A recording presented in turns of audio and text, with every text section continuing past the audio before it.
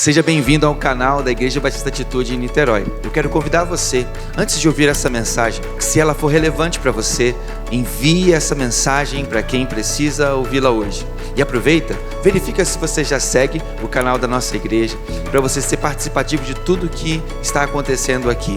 Não deixe de curtir e, no final, deixe um comentário sobre o que mais te edificou. Que Deus te abençoe. Vamos para a mensagem. Bom, quero abrir a palavra de Deus com você, essa manhã, lá em Juízes, olha aí, ó. Juízes, capítulo 16. Nós estamos nessa série maravilhosa, que tem feito a gente acreditar mais no que Deus pode fazer. Obrigado, meu irmão. Em nós e através das nossas vidas, chamada O Lado Oculto dos Personagens Bíblicos. E tem sido tão interessante mergulhar nisso e descobrir que, apesar das suas falhas, Deus os usou poderosamente. Mas o objetivo de Deus não era apenas usá-los, era viver o chamado deles bem de pertinho, moldando o seu coração, percebendo que Deus não nos abandona nos piores momentos das nossas vidas. Deus não nos abandona quando falhamos. Olha que bênção. Deus não nos abandona nem mesmo quando pecamos. E mesmo que, às vezes, como a gente vai ver hoje, o Espírito de Deus talvez já não esteja mais sendo ouvido por nós, Deus, Ele tem a forma certa de nos levar a um lugar de quebrantamento para restaurar o nosso chamado. Porque o chamado de Deus, os dons que Deus dá, são irrevogáveis para nós. Então Ele sempre vai continuar querendo nos levar a um lugar de arrependimento. Por isso eu tenho dito que os heróis da fé, na verdade, só se tornaram heróis da fé porque a graça de Deus foi heróica em suas vidas. A gente está vivendo essa série, onde a gente tem descoberto que Deus escreve as melhores histórias nas páginas que a gente gostaria de arrancar da nossa vida. E que Ele não espera de nós a perfeição, mas o poder dEle se aperfeiçoa nas nossas fraquezas. Vamos orar então, e em seguida nós vamos compartilhar essa palavra. Pai, em nome de Jesus, nos dê a Sua palavra nessa manhã tão preciosa. E ministra sobre nós enquanto a gente compartilha ela. Em nome de Jesus é o que te pedimos. Amém. Juízes capítulo 16, nós vamos ler do verso 18 até o verso 22. Juízes 16, do 18 ao 22. A história de Sansão, ela começa desde o capítulo 13, mas eu não vou conseguir ler o livro inteiro, então vamos dos 18 ao 22. Ainda bem que é uma história bem conhecida, mas eu vou te dar um panorama para você não ficar perdido nessa história. Diz o seguinte: quando Dalila viu que Sansão tinha contado todo o segredo, enviou esta mensagem aos governantes dos filisteus: subam mais esta vez, pois ele contou todo o segredo. Os governantes dos filisteus voltaram e levaram consigo a prata. Fazendo-o dormir no seu colo, ela chamou o homem para cortar suas 7 tranças. Assim, começou a subjugá-lo e a força o deixou. Então, ela chamou: Sansão, os filisteus vêm sobre você. E ele acordou do sono e pensou: escaparei como antes e me livrarei deles. Não sabia, porém, que o Senhor o tinha deixado. Os filisteus o prenderam, furaram-lhe os olhos e levaram para Gaza e prenderam-no com algemas de bronze e o puseram a girar um moinho da prisão. Contudo, logo o cabelo da sua cabeça começou a crescer de novo. Vamos orar mais uma vez. Pai, nos dê então a Tua palavra, é o que pedimos, em nome de Jesus. Amém. Essa é a história de Sansão, você já conhece. Um homem que recebeu uma grandiosa força de Deus, para ser juiz em Israel e dar vitória sobre os filisteus. Naquela época não havia rei. Capítulo 20 vai dizer que cada um vivia de acordo com seus próprios olhos, fazendo o que era bom aos seus próprios olhos. E então, nessa época, Sansão se torna um juiz, que era uma espécie de pessoa que governava pelo fato de não haver reis, porque o grande rei de Israel era Deus. Esse era o desejo de Deus. E você que conhece a história de Sansão sabe que ele era o homem mais forte que já existiu. Ele chegou a vencer 1000 homens em uma batalha. Sansão era o tipo de homem que conseguia quebrar um leão com as mãos. E ele literalmente fez isso. Mas Sansão tinha muita dificuldade de quebrar alguns hábitos do seu coração. É muito interessante, existem muitos homens que são grandes feras, que vencem no mercado de trabalho, que matam literalmente, ou quase literalmente, um leão por dia, que resolvem muitos problemas. Mas quando chegam em casa, ou até mesmo em alguns momentos no seu próprio trabalho, estão aprisionados por seus pecados. Pessoas que vencem em todas as áreas, pessoas que nós admiramos, nós olhamos de longe e falamos: nossa, que pessoa maravilhosa, que pessoa que resolve problemas, que vencedor, que campeão. Mas que carregam dilemas no seu coração que não conseguem vencer.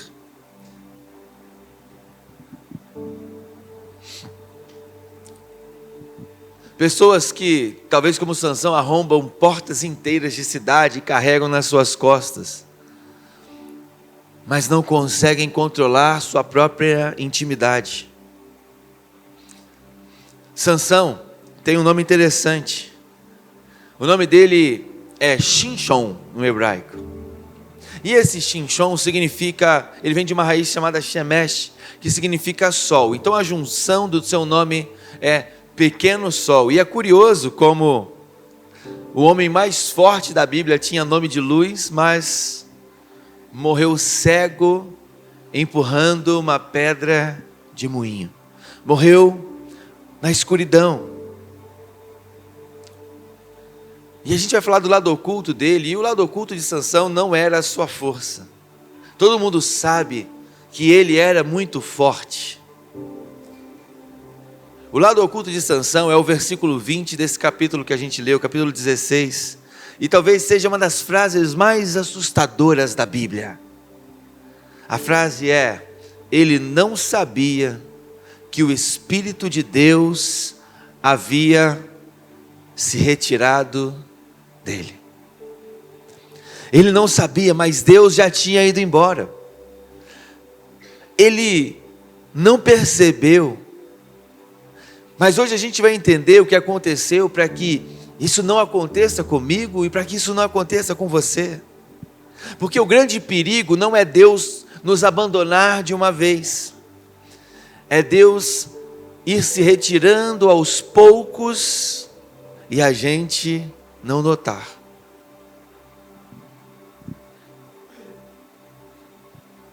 Sansão, ele faz uma descida que ele não percebeu. Ele era habitante de Israel, mas em um determinado momento ele desce para a terra dos filisteus. Sansão era um homem que tinha um chamado que ele carregava antes do seu nascimento. No capítulo 13, ele é uma promessa, um anjo aparece para sua mãe, que era estéril, e anuncia a ela que ela teria um filho e que ele seria nazireu desde o ventre. Você sabe que nazireu era um voto que era dado por Deus para um homem, onde ele não podia fazer 3 coisas: não podia tocar na videira e nem nos frutos da videira, ou seja, ele não podia nem tocar uma uva, quem dirá consumir vinho. A ideia era que ele nunca chegasse ao lugar de beber e se embriagar, mas a Bíblia cria essa regra do nazireu de forma tão forte e legítima que ele não podia nem chegar perto de um cacho de uvas. Ele planejou sua vida para que jamais ele pudesse ceder e quebrar o seu voto de consagração, para não ter que se anestesiar com os prazeres da vida. Outra coisa que ele não podia era passar navalha na sua cabeça. Ele jamais poderia cortar seu cabelo, porque o cabelo era o sinal visível da sua consagração a Deus, para que todo mundo que pudesse encontrá-lo na rua olhasse para ele e dizer: esse homem pertence a Deus. E o terceiro voto é que ele não podia tocar em nenhum corpo morto. Isso era o símbolo da sua pureza, para que ele não tivesse contaminado com a morte. Então ele nasce com esse chamado, com essa identidade. Mas o mais trágico é que ele violou não uma das 3 regras, ele violou as 3. Uma por uma. Mas é interessante que enquanto ele vai violando cada uma delas, ele não desaba espiritualmente. Ele não percebe a sua falência espiritual. Pelo contrário, ele vai cometendo esses erros, ele vai quebrando os seus votos diante de Deus, e a sua força ainda está lá. Ele continua ainda, vencendo os seus inimigos e demonstrando o seu poder. A primeira vez é quando ele, no capítulo 14, desce a Timnate, terra dos filisteus. E a Bíblia diz que ele desceu. Toda vez que a Bíblia diz, e fulano desceu, ela não está só dizendo algo geográfico. Eu falei isso na mensagem sobre Abraão, quando ele desce para o Egito. Quando ele desce para Timnate, é como se a Bíblia estivesse descrevendo que ele está mais uma vez decaindo. Sabe, Sansão então desce, e essa é a sua direção espiritual, é a direção de decaimento. É quando a gente começa a dar brechas para as nossas fraquezas. Então ele desce para o território filisteu, atrás daquilo que seus olhos estão buscando, e ali ele está buscando o amor, ali ele está buscando um relacionamento. E então ele quebra o seu primeiro voto, porque no caminho dessa descida para os filisteus, ele encontra um leão, e ele luta com esse leão, e ele mata esse leão. Mas ele, quando retorna, ele encontra esse leão morto, e ele vê que tem mel dentro dele. Então ele enfia a mão no cadáver, ele tira o mel e come. Ele toca o corpo morto. Então ele tem o seu primeiro voto quebrado. No capítulo 14 ainda, logo em seguida, ele está está saindo de uma festa que foi organizada, ele mesmo organizou, que era uma festa que a palavra hebraica para ela é mister, que vem da raiz shatá, que significa beber. Então, Sansão, ele começa um banquete de bebida, literalmente é uma festa de bebida. E aqui ele quebra o segundo voto, porque era uma festa onde corria vinho. Mas o homem nazireu, que não poderia beber, ele mesmo organiza uma festa de bebida. E aí o voto número 1, que aqui é o segundo voto quebrado por Sansão: consumo de bebida alcoólica. E por último, ele tem o voto do seu cabelo. No capítulo 16, depois de ter mentido 2 vezes para Dalila, ele confessa sua fraqueza. Ele confessa que se cortar seu cabelo, sua força se vai. Mas a grande verdade é que a força de Sansão não se foi porque simplesmente cortou o seu cabelo, mas porque negligenciou sua aliança com Deus. A força se vai porque no corte do cabelo, Sansão está quebrando o seu terceiro voto com Deus. Mas repara uma coisa comigo, quando chega no cabelo, os outros 2 votos já tinham sido transgredidos. O cabelo foi só a cereja do bolo, o último voto a cair. Porque a grande verdade da vida é que ninguém perde tudo que tem de uma vez só. Normalmente, a gente entrega por partes. Cada parte que a gente entrega e a queda não acontece, vai simbolizando como se Deus ainda estivesse nos de acordo com aquilo que a gente está vivendo. E a gente vai se convencendo, mesmo indo se decaindo, que se ainda estamos funcionando, dá para continuar. E Juízes é um texto que fala sobre uma expressão muito preciosa chamada aos meus olhos. No capítulo 14, Sansão fala uma frase que define a sua vida inteira. Quando ele encontra Dalila e seus pais questionam ele namorar uma mulher filisteia, ele responde, versículo 3, toma-me esta, porque ela agrada aos meus olhos. Ou, porque ela é reta aos meus próprios olhos. Isso não é um detalhe solto no texto. Quando a gente vai olhar no capítulo 21, verso 15, há uma frase que descreve a cultura do tempo dos juízes. Capítulo 21, verso 25 diz, naqueles dias não havia rei em Israel, cada um fazia o que era reto aos seus próprios olhos. Sansão então é a própria encarnação do livro inteiro de Juízes. Fazer aquilo que é reto aos seus próprios olhos. Mas não é irônico que o homem que viveu seguindo seus próprios olhos vai terminar sua vida tendo seus olhos arrancados? Os filisteus no versículo 21 furam os olhos dele.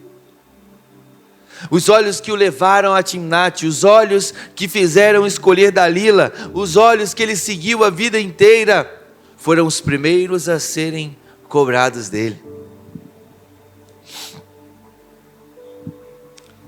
E isso deve fazer a gente tomar um cuidado com a nossa vida, porque às vezes a gente seguia também apenas pelo que é bom aos nossos olhos. De vez em quando eu, como pastor, tenho que lidar com alguma opinião de alguém, dizendo, pastor, eu não concordo com isso. E aí eu preciso, com muita humildade, encontrar e abrir as escrituras e mostrar, você entende que isso que você não concorda não é a minha opinião, porque, irmãos, está tudo bem você não concordar com as minhas opiniões pessoais. Eu nunca cobraria de você que você tivesse os meus gostos pessoais. Aliás, eu casei com uma mulher que pensa completamente diferente de mim acerca de gostos pessoais. A personalidade dela é completamente diferente da minha. Algumas pessoas poderiam dizer até que não combina a gente ser casado. Teve uma vez que uma pessoa falou, você sabia que o seu signo é diferente do teu marido, a ponto que não vai dar certo o casamento de vocês? Eu falei, ainda bem que a gente não acredita em signo, não é verdade? Ou que o nosso signo é Jesus. E se fosse olhar humanamente, de fato as nossas personalidades não combinam, mas é incrível como a gente está dando certo. É incrível como a gente se complementa. E eu acho que o único jeito disso acontecer é o fato de que a nossa vida não é guiada por signos, mas por Cristo. E então, às vezes a gente discorda de alguém de forma pessoal, mas eu quero dizer, a gente nunca deveria discordar daquilo que é bíblico. A gente nunca deveria querer viver nossa vida aos nossos próprios olhos. Deus havia deixado Sansão com 3 votos muito específicos, e ele decide discordar dos 3. Porque ele decide viver uma vida de quem vive só baseado nos seus próprios olhos. Mas entenda uma coisa, se você não compreender a vontade de Deus, os olhos que você segue hoje serão os mesmos olhos que o inimigo vai querer arrancar de você amanhã. O diabo às vezes vai usar os nossos olhos para nos afastar de Deus, para só posteriormente a gente descobrir o quão cego a gente estava. E então, no capítulo 16, vem o verso mais assustador da Bíblia. Quando Dalila realmente descobre o segredo de Sansão, coloca Sansão para dormir no seu colo, e alguém chega e raspa o seu cabelo. Então no verso 20 vai dizer, e cada parte desse versículo dói meu coração, que diz, Dalila disse a Sansão: filisteus vêm sobre ti, Sansão. E despertando ele do sono, disse: eu sairei, e desta vez como saí antes, e sacudirei. E ele não sabia que o Espírito do Senhor havia se retirado dele. Tem 3 coisas impressionantes nesse versículo. A primeira é quando ele diz: eu sairei como antes. Sansão havia aprendido a confiar na sua força. Sansão, ele havia aprendido a viver pela performance do seu ministério. Ele tinha um ministério de ser um homem poderoso e forte. Foi Deus quem deu esse ministério. Então ele pensa: dessa vez eu vou fazer como eu sempre fiz. Eu vou me sacudir, eu vou reagir como das outras vezes. Ele tem uma força, uma confiança total de que a sua força vai estar lá na hora que ele mais precisar, porque ela sempre esteve. E talvez esse seja o maior perigo do nosso ministério: acreditar que a força que sempre tivemos é a força que sempre teremos. Mas a Bíblia diz: tudo que o homem plantar, ele certamente colherá. E a verdade é que Sansão tinha uma força que eu acho que nem ele mesmo foi quem semeou, foi seus pais. Quando oravam por ele, quando sua mãe estéril ansiava por um filho. E então ela encontra um filho dado por Deus, assim como Ana encontrou Samuel. A mãe de Sansão o encontra e ele está vivendo debaixo do poder de uma promessa de Deus para ela. E então Deus reveste Sansão com uma autoridade e uma força que se tornam relevantes em toda a sua vida. Mas quem é que sabe que ele estava apenas colhendo a força que a sua mãe semeou em oração, a dependência da sua mãe e do seu pai. Sansão viveu uma vida inteira só colhendo e nunca semeando. Às vezes a nossa vida é assim: nós estamos vivendo frutos no ministério de algo que a gente semeou em oração por um tempo. E a gente começa a ver Deus abençoando e as coisas dando certo. Mas a gente se empolga e a partir dali a gente para de plantar e a gente só quer. E quem é que sabe que uma hora, se a gente não planta mais, a colheita também vai embora? Quem é que sabe que se a gente viver só da performance do nosso ministério e não de um quebrantamento diante da presença de Deus, em algum momento a nossa despensa se encontrará vazia.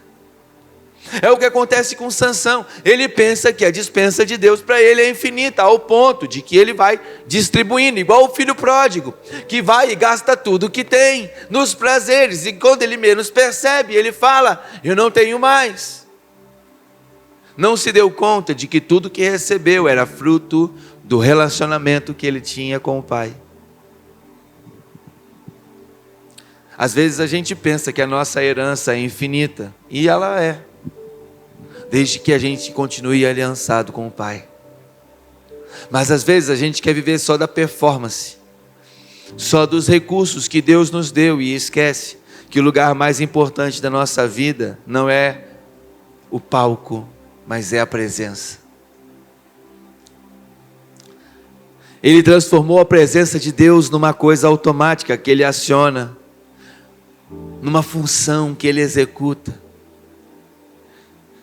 Sabe quantas vezes a gente sobe no palco, no púlpito, contando com a performance que a gente viveu antes. A gente pensa: sempre deu certo, vai dar certo de novo. Eu sempre consegui pregar, eu sempre consegui cantar, eu sempre segurei a onda. Sem perceber que às vezes a fonte daquilo que nós estamos vivendo já secou há muito tempo. E uma hora a conta chega. Sabe por que Sansão viveu isso? O segundo elemento do texto é que ele não sabia. Às vezes é o que acontece com a gente. Sansão não recebeu um aviso de Deus e ignorou. De repente Deus tinha ido embora. Ele não sabia. A saída de Deus às vezes é silenciosa. Tessalonicenses, o apóstolo Paulo vai nos aconselhar: não apagueis o espírito. Porque a verdade é que Deus não nos abandona. Deus está sempre ali, a mão de Deus e a graça de Deus está sempre sobre nós. Ele está sempre cuidando de nós, Ele está sempre num plano de resgate. Mas quem é que sabe que mesmo Deus sendo tão obstinado em cuidar de nós, nós sempre estamos saindo debaixo dessa mão. Nós estamos sempre apagando esse espírito. Nós voltamos para a tendência da nossa carne e ignoramos todo o projeto de Deus para nós. E quando menos percebemos, na verdade não percebemos, estamos num estado de insensibilidade espiritual. Porque, como eu disse antes, você não precisa estar vivendo algo profundo na espiritualidade para funcionar num palco, para fazer aquilo. Ah, pastor, mas eu percebo a diferença da unção que foi embora. Gente, tem muita gente vivendo da unção que cultivou. E você ainda sente o poder de Deus movendo sobre aquela pessoa, mesmo que ela já tenha fechado a sua fonte, porque a gente mesmo não percebeu. Sansão não sabia.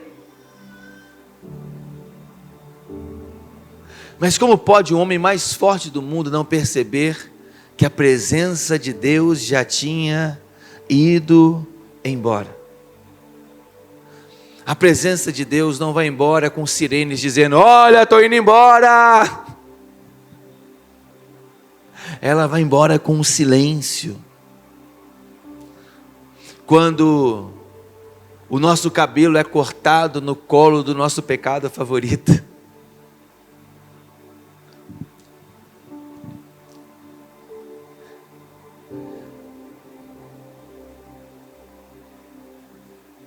Eu queria tanto não ter que pregar uma mensagem como essa, aonde a gente descobre que talvez a gente está muito tempo na igreja e às vezes está muito tempo exercendo o ministério público, mas não está exercendo o ministério do secreto. E a coisa mais importante que você pode carregar no seu ministério não é a sua evidência, é a sua sensibilidade. Às vezes eu estou fazendo um gabinete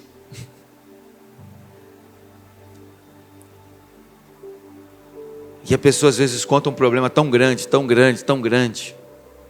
E aí eu tenho duas opções: ou eu posso pensar, já lidei com isso, haha, eu já sei o que dizer. E eu vou lá e repito todo o beabado que eu decorei com a experiência pastoral. Ou eu olho nos olhos da pessoa e por dentro eu penso: Senhor, se o Senhor não me ajudar agora, eu não tenho solução para isso. E eu posso te dizer, todas as vezes que eu uso a segunda opção, não falha. Não falha. Porque as habilidades que a gente construiu nunca vão substituir a prioridade da presença de Deus sobre nós.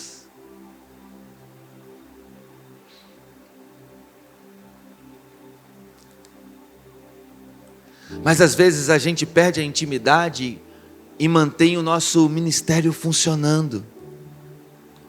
É como se a gente perdesse o fogo, mas ainda tivesse a fumaça. Não é verdade? O fogo já se apagou, já não está mais aquecendo, já não está mais gerando, mas ainda tem um pouquinho de cinzas escapando, ainda tem uma fumacinha. Mas quem é que sabe que sem fogo a gente não transforma? A fumaça no máximo vai deixar um cheirinho, não é verdade? Vai defumar, mas não vai transformar. Mas a fumaça é suficiente para enganar a multidão. É suficiente para as pessoas verem que algo ainda está saindo de nós. Mas isso não engana a Deus, e mais tarde ou mais cedo, às vezes mais tarde, não engana nem a gente mesmo. A gente já sabe que está num lugar aonde nós estamos até entregando alguma coisa, mas nós não estamos sentindo que estamos entregando algo que ainda estamos recebendo de Deus. e continuar funcionando quando Deus já foi embora é uma das coisas mais perigosas que a gente pode fazer. A terceira parte do versículo vai dizer que então ele não sabia que o Senhor já tinha se retirado dele. A ordem dos acontecimentos dos versículos passa a ideia de que não é que Deus saiu porque o cabelo foi cortado. O cabelo cortado foi a expressão final de uma falência espiritual que já vinha acontecendo há muito tempo. O leão morto, a festa de bebidas, as mulheres, os anos todos vivendo, fazendo apenas o que é certo aos seus próprios olhos. Isso mostra que a retirada de Deus foi gradual e o cabelo só foi a parte visível daquilo que acontecia de forma invisível. Deus desviou-se de Sansão. A Bíblia não diz que Deus foi expulso de repente. A Bíblia diz que Deus foi saindo, se afastando lentamente. A gente vai trocando as prioridades da vida e de repente Deus não vai mais encontrando um lugar onde Ele tem proeminência. A gente vai afastando Deus aos poucos, com pequenas decisões, com pequenas escolhas. Eu lembro que o reverendo Caio Fábio, num próprio depoimento, falou: eu não me afastei, eu não me desviei quando me deitei com minha secretária.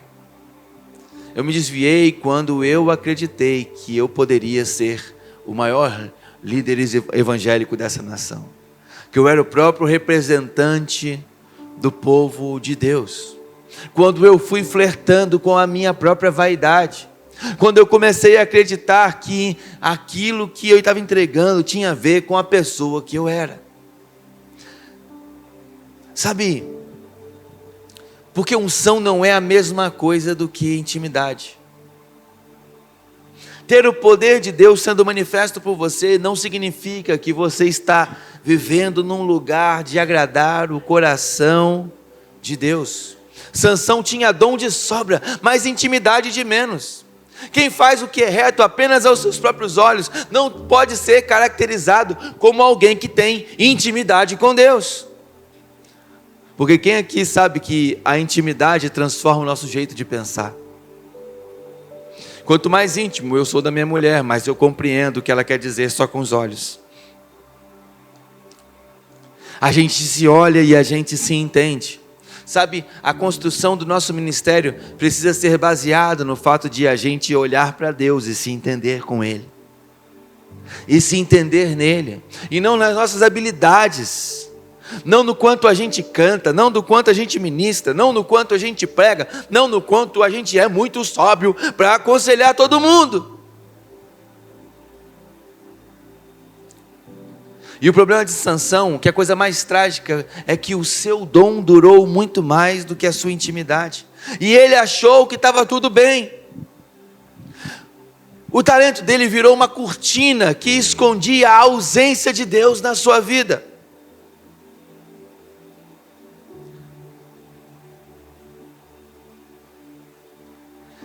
Talento sem intimidade, talento sem caráter, não é bênção. É uma tragédia com data marcada para acontecer. Mas o texto vai dizer que mesmo que ele tenha se tornado um escravo, girando um moinho, a graça de Deus fez o seu cabelo crescer novamente. E eu acho extraordinário como, da mesma forma como o poder de Deus foi embora de maneira invisível da vida de Sansão, a graça de Deus fez com que o poder também pudesse retornar para ele de forma invisível, não apenas aos seus olhos, mas graças a Deus, também aos olhos dos filisteus. Porque a gente pensa que a história acaba no verso 21, quando o seu cabelo é cortado. Ele está cego, ele está preso, ele está girando um moinho, ele está sendo humilhado no meio da festa no templo de Dagon. Esse seria o fim merecido de Sansão, não é verdade? Quem desperdiçou tanto a presença de Deus, na verdade não merecia viver uma grande recuperação, mas é isso que eu amo na palavra de Deus. Ela consegue olhar para aquela pessoa insensível que abandonou completamente a presença e dizer: ali ainda pode ser o repositório do meu poder. Deus pega as coisas que não são para que sejam. E coisas que não são, eu chamo de coisas que estão até um pouco deformadas. Então Sansão, que tem ali o seu fim merecido aos olhos humanos, se depara com um Deus que no verso 22 está dizendo: e o cabelo da sua cabeça começou a crescer depois de raspado.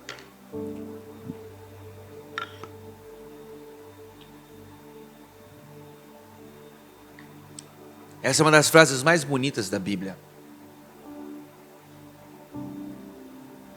Na prisão, sem seus olhos, sem que ninguém visse, num lugar onde Deus o colocou para que pudesse vir sobre ele o quebrantamento, sem holofote, sem palco, sem plateia, o cabelo de Sansão começa a crescer de novo.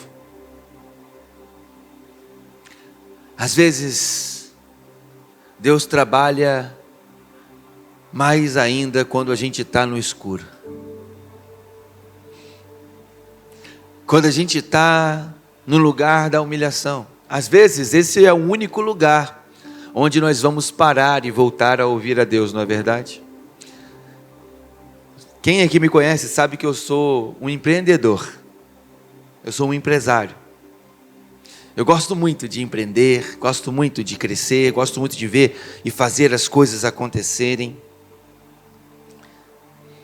E de vez em quando aparecem alguns projetos legais que eu posso ajudar alguém, ou que eu mesmo posso sonhar. E recentemente isso tem acontecido muito, né? E eu fiquei pensando: caramba, se isso aqui der certo, vai ser muito legal. Vai dar muito certo, vai ser uma bênção. Mas fiquei pensando: não, mas eu tenho que tomar cuidado. Porque o lugar da prioridade no meu coração é o meu chamado, é o meu ministério. E esse é o ministério pastoral. E eu fiquei refletindo sobre isso. Falei: não posso deixar que riqueza, isso, aquilo, possa tomar um lugar no meu coração. E daqui a pouco eu não estou vivendo aquilo que é a grande riqueza dos olhos de Deus para mim. Eu não sei se deveria confessar essas coisas aqui, mas acontece. Eu penso um monte de coisa. E é interessante que no dia que eu estava pensando isso, eu fui pregar numa das nossas igrejas. E eu acabei de pregar, e 2 pessoas me procuraram no final do culto. Uma para dizer: pastor, eu sou fulano. Eu estava num culto lá em 2014, e o senhor estava pregando. E ele estava com um colete da igreja, servindo, da recepção. E ele falou assim: e através da sua vida, foi naquele dia que eu voltei para Jesus, e eu nunca mais me afastei. E eu fiquei falando: que coisa linda, que legal, como é maravilhoso ouvir isso. Aí veio um segundo homem conversar comigo, falou assim: poxa pastor, queria te agradecer aí pela essa palavra, foi muito importante para mim, foi muito boa. E deixa eu te contar meu testemunho. Eu já fui um homem muito rico, mas foi exatamente nesse período que eu achei que eu não precisava de Deus. Mas glórias a Deus, eu perdi tudo que eu tinha, mas me reencontrei com a presença. E foi esse lugar exatamente que me fez encontrar a presença de Deus. E eu fiquei pensando: foco no ministério, foco no meu chamado, foco na presença de Deus. Era Deus me lembrando 2 coisas, não é verdade? Que a coisa mais preciosa que eu tinha era o meu chamado. E que eu não me iludisse com todas as outras coisas que os nossos talentos e habilidades poderiam nos entregar. O que vale a pena ainda é viver na presença de Deus. E é nesse momento, no escuro, quando a graça faz o cabelo de Sansão crescer novamente, a gente descobre que não é sobre o cabelo. Porque exatamente nesse momento, Sansão vai fazer a sua primeira oração de verdade, porque eu não sei se você percebeu, quando você lê do capítulo 13, você vai descobrir que em nenhum momento Sansão orou na sua vida.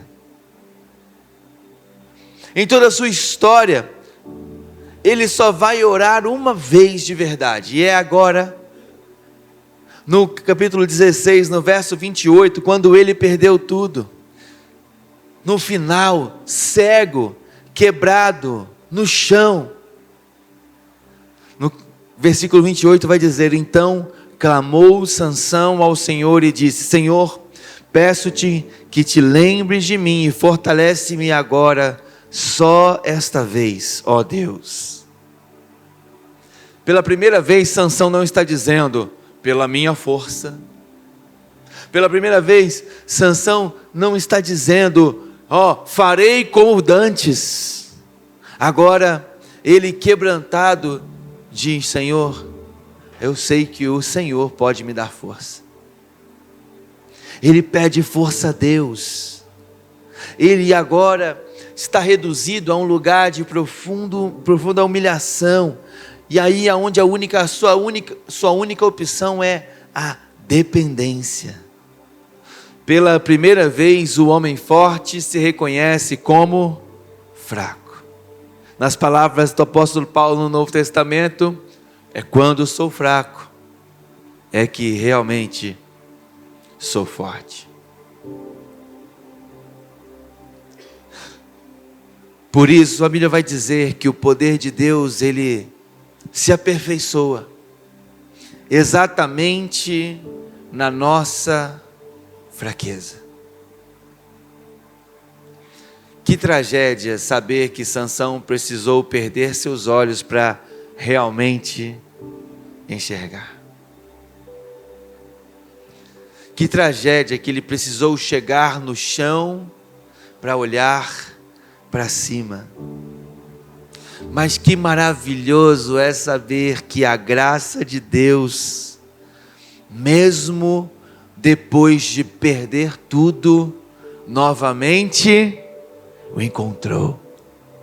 Então ele clamou e Deus respondeu. No verso 30 vai dizer que Sansão matou mais inimigos na sua morte do que em toda a sua vida. Aqui não é um elogio à sua força, mas é um retrato da graça de Deus, que nos alcança mesmo depois que nós mesmos não somos mais capazes de acreditar que seremos alcançados. O homem que desperdiçou a sua vida inteira foi usado por Deus no final dela, quando simplesmente clamou. Nunca é tarde demais para clamar.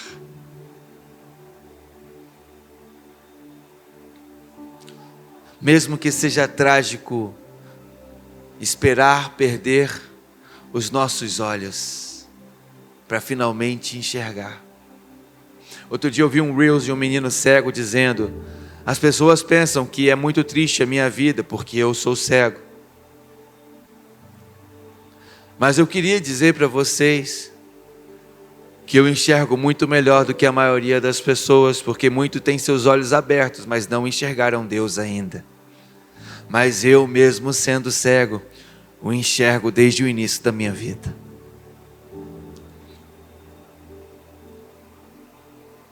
E olha onde Sansão vai aparecer depois. Hebreus capítulo 11, verso 32. No hall da fé. O nome de Sansão está lá, do lado do nome de Gideão, de Davi, de Samuel, de Abraão. Porque a graça de Deus não registra o currículo dos nossos fracassos. Ela registra exatamente o momento onde nós simplesmente nos rendemos. Sansão não entrou no hall da fé porque era o homem mais forte. Ele entrou no hall da fé porque no último momento ele quebrantou o seu coração e clamou a Deus. Eu quero terminar trazendo aquelas aplicações especiais para o nosso coração. O que aprendemos com a história de Sansão? Primeira coisa que a gente aprende é que a gente deveria vigiar muito mais as nossas descidas do que as nossas quedas. A gente tinha que guardar no nosso coração a percepção de quando nós estamos caminhando em direção ao fracasso, porque o fracasso ele não vem de uma vez só, ele vem a partir de pequenas milhares de concessões que a gente vai abrindo na nossa vida. O pecado ele vai se instalando aos poucos, nas pequenas negligências, no pouquinho que a gente não ora mais, na falta de preocupação de buscar o conselho do Senhor. Ninguém acorda apóstata. Às vezes tudo começa num leão morto que a gente tocou e nada aconteceu. Nada aconteceu, eu continuo me sentindo bem. Nada aconteceu, ninguém percebeu o meu pecado. Ninguém descobriu esse pequeno erro, então eu vou, quem sabe até continuar mantendo ele no meu coração. Aquela festa de bebida que você frequentou e nada aconteceu. Aquela regra que você está quebrando constantemente e nada está acontecendo. Às vezes a gente vive muito mais de remorso do que de arrependimento, não é verdade? Pastor, qual a diferença de remorso e arrependimento? Remorso é aquilo que você sente quando as pessoas descobrem o que você fez. Arrependimento é a tristeza que você sente quando você sabe que Deus está triste com o que você fez. Percebe a diferença? O remorso, nós não estamos nem aí para a opinião de Deus. Nós só estamos preocupados se as pessoas vão descobrir ou não. E se a gente vai ser responsabilizado pelas pessoas ou não. Arrependimento é quando a gente sabe, eu feri o coração de Deus, mesmo que ninguém tenha percebido, eu percebi. Então examine as pequenas concessões hoje. A segunda coisa é, não confunda funcionar no ministério com andar com Deus. Às vezes a gente acha que o nosso ministério está majestoso, porque está todo mundo elogiando. Mas ninguém sabe quem é você no interior. E talvez se as pessoas conhecessem o seu interior, você sentiria muito vergonha de quem você ainda é. Mas a gente não sente vergonha, porque quando a gente está no altar, quando a gente está liderando a célula, quando a gente está aconselhando alguém, a gente está arrebentando. A gente sabe muito, a gente é mentor para muitas pessoas, a gente é um grande discipulador, a gente é uma grande referência. Olha como eu conheço, olha como eu domino a palavra, olha como eu domino o conhecimento teológico, olha como eu falo bem, olha como eu quando falo sou um apelo, todo mundo se quebranta. Olha quantos frutos tem o meu ministério. Mas a gente às vezes tem muitos frutos externos, mas não tem o fruto do Espírito. E Deus se importa mais com aquilo que está sendo forjado dentro de nós a partir de um relacionamento de verdadeira intimidade. É o próprio Jesus que fala, olha, quero dar uma palavra para vocês, permaneçam em mim, eu sou a videira, vocês são os ramos. E Ele fala, sem mim, vocês não podem fazer nada.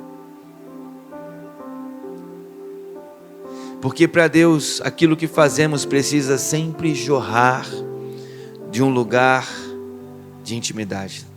A terceira e última coisa é, aproveite a história de Sansão e clame antes de perder os olhos. Você não precisa chegar no moinho dos filisteus para clamar ao Senhor. Clame hoje, clame agora. Clame enquanto O seu pecado não terminou todo o projeto de destruição que o diabo tem para você. Ainda com olhos, ainda com cabelo, alguns, você pode clamar ao Senhor e voltar para um lugar de intimidade. Não espere o colapso. A mesma graça que ouviu Sansão cego, te ouve enquanto você ainda está inteiro.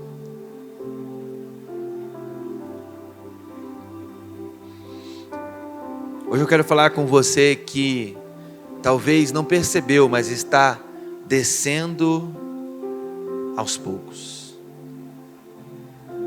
Encerre a sua descida hoje em nome de Jesus.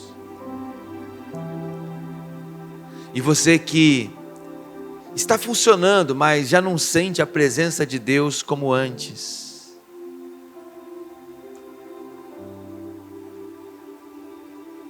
Não sentir a presença de Deus não é frescura, é um alarme.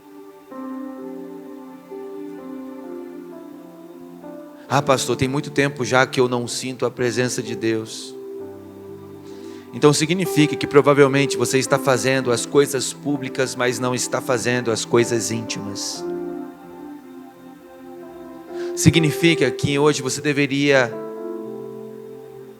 sair correndo para o lugar da intimidade e dizer: Senhor, onde foi que eu te perdi e não percebi?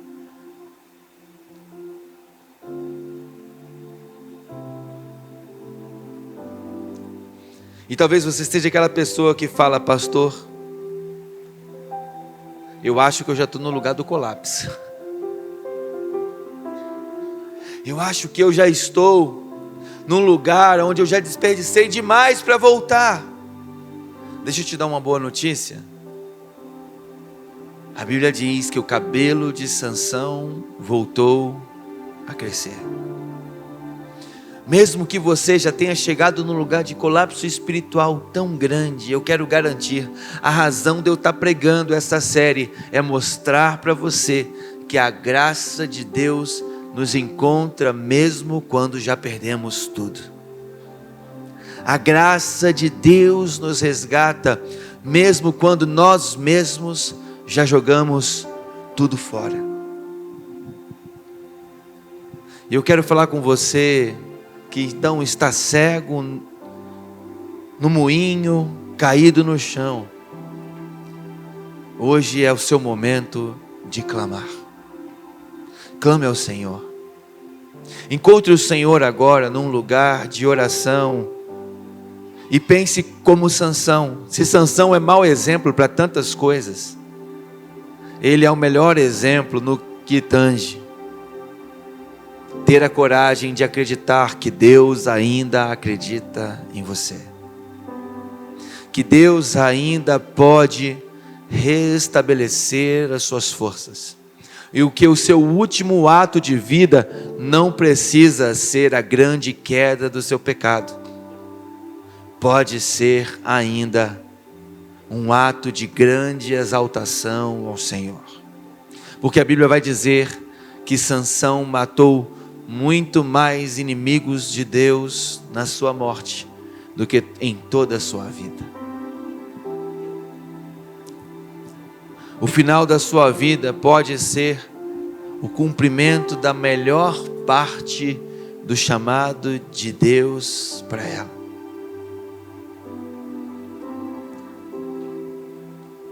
Eu quero orar com você nessa manhã. E eu quero pedir que Deus, Ele reacenda a sua sensibilidade à presença dEle. Sabe, a jornada que Deus está convidando a gente hoje é uma jornada que vai muito além de funcionar ministerialmente. Você funciona ministerialmente? Que bom! Com certeza Deus está te usando para tocar a vida de muitas pessoas. Mas nessa manhã eu quero te lembrar que Deus quer tocar a sua vida. Deus quer tocar o seu e o meu coração. Preparar essa mensagem foi muito desafiador para mim, porque Deus precisou me lembrar que eu sou um dos grandes alvos que Ele quer tocar. Deus me lembrou que existe um lugar muito mais importante do que o lugar da performance. Existe um lugar muito mais importante do que o lugar de contagiar os outros, que é um lugar que Ele me chamou para estar, porque Deus chamou Sansão para ser juiz sobre Israel. Deus não quer que você largue todo o seu chamado agora e fique só orando o resto da sua vida, mas Deus não quer que você viva o seu chamado e não busque pela intimidade pelo resto da sua vida. Ele quer dizer o que Jesus disse: permaneçam em mim e eu permanecerei em vós. Eu te chamei para que vocês vão e deem frutos, mas que esses frutos sejam frutos que permaneçam. É engraçado, Jesus diz: permaneça em mim, para que os seus frutos permaneçam também. Eu quero orar com você. Talvez nessa manhã tudo que você mais precisa é dar o primeiro passo. Talvez a sua pergunta seja: pastor, como eu posso viver isso? O primeiro passo é entregar a sua vida a Jesus, é recebê-lo como Senhor e como Salvador da sua história. Então, se você está aqui nessa manhã, eu quero convidar você a tomar a decisão mais preciosa da sua vida. Toda intimidade com Deus começa com uma entrega. Então feche seus olhos, abaixe a sua cabeça, e eu quero que no seu lugar você repita essa oração comigo, dizendo, diga assim: Senhor Jesus, eu te entrego a minha vida, eu te recebo como meu Salvador, como meu Senhor. Quero caminhar ao seu lado. Perdoa os meus pecados, em nome de Jesus. Amém.